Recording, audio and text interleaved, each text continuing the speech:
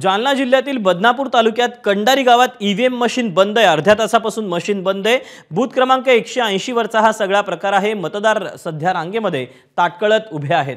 Battery down झाल्यामुळे machine बंद झाल्याची माहिती मिळते। मतदान प्रक्रिया बंद झाल्याने काही नागरिक माघारीही फिरले।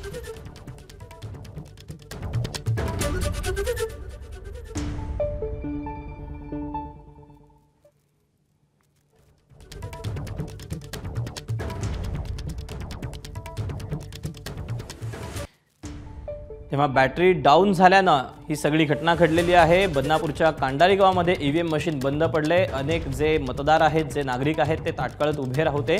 परिणामी अनेक नागरिक जे आहेत ते माघारी फिरल्याचं देखील समजतंय।